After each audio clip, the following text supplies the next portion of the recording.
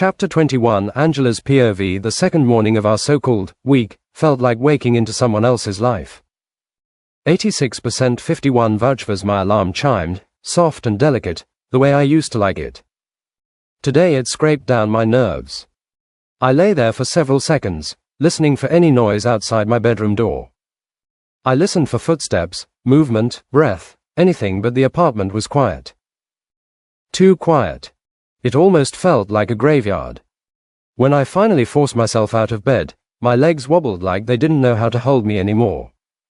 Every shadow felt suspicious. Every silence felt staged.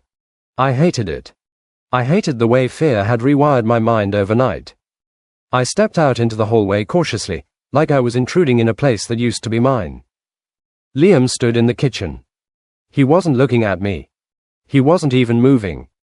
He just stood there with his palms pressed flat against the counter, head bowed, shoulders tight, as if he'd spent the entire night wrestling himself into a version he hoped wouldn't scare me. When he heard me shuffle into the room, he inhaled sharply and straightened. His eyes met mine and I could see the pain in them. He looked like he hadn't slept in days. "Good morning, Angela." My name sounded fragile in his mouth. I didn't answer. I couldn't. My thoughts were scrambled like my brain wanted to split into two. I looked around the kitchen, smelling the fresh juice he had just pressed.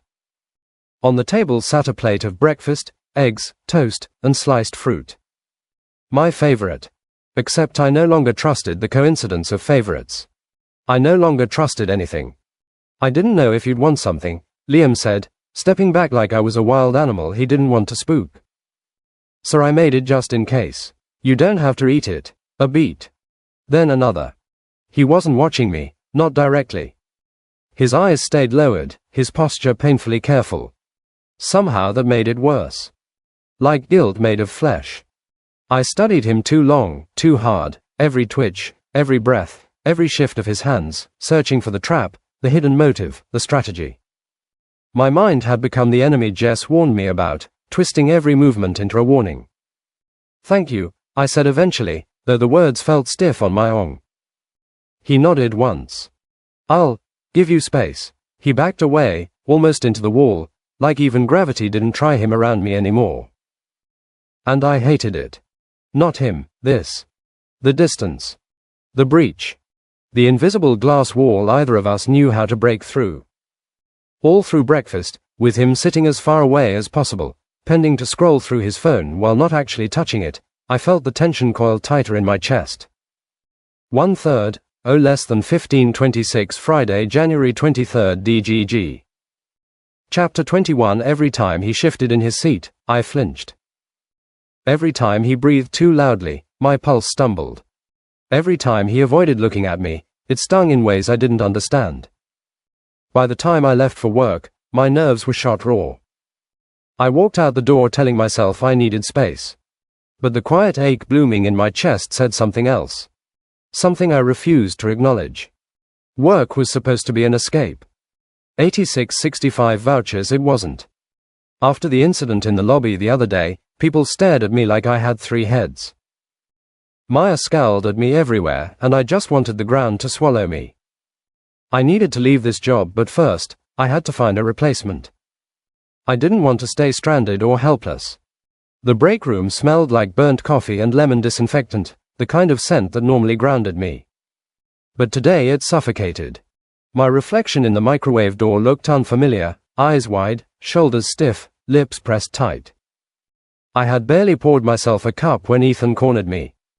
"Angela." His voice was too smooth, too relieved, too opportunistic. "Hey, we need to talk." I stepped back.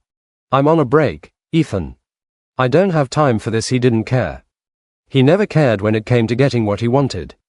"I've been texting you," he said, leaning in with that practiced charm he used on everyone.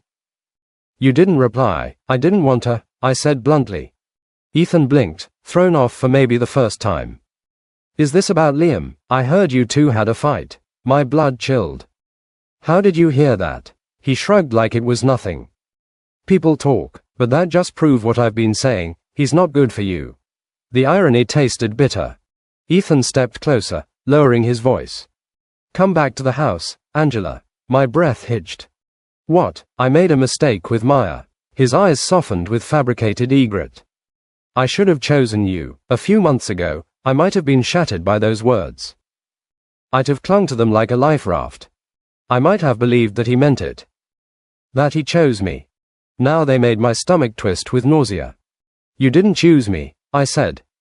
You chose the easiest option. That's not fair, he protested. No, I said, what wasn't fair was you making me believe I mattered, then throwing me aside the second someone prettier looked at you.